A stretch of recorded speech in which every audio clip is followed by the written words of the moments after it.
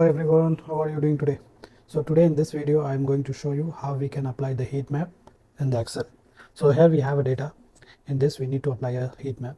So there are multiple options by which we can apply the heat map. So we'll start with the first one. First we'll select the data. From home tab we'll go to conditional formatting. From here we'll go to color scale. There are multiple options already given for the heat map. You can choose any one from this and it will be applied. Suppose if you want to change the color scale from this to 2 or 3, already there are 3 color scales given, we want to change it to 2.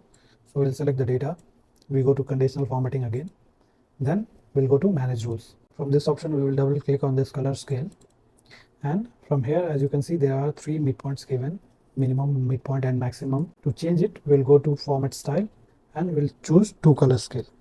Now we have only minimum and maximum. So from here we can change the color as per the preference. Once we change the color we can click on OK, then you can click on apply. Okay, so now as you can see your heat map has been changed as per your preference you have set. To remove this, what you can do, you can select the data, you can go to conditional formatting again. From there you will choose this clear rule option and you can select this first option, clear rule from selected cell. Suppose if we have multiple data in the single sheet and there are multiple conditional formatting which has been applied, so in that case you can choose this second option as well. From the clear rule you can choose this second option, clear rule from entire sheet, and this will automatically remove all the formatting from the sheet.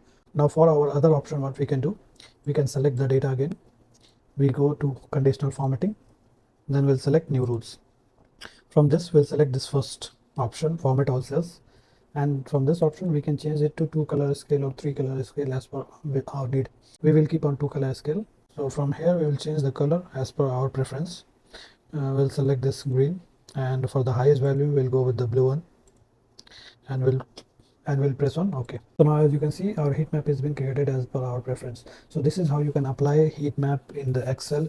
If you like the video, please do like, share and subscribe.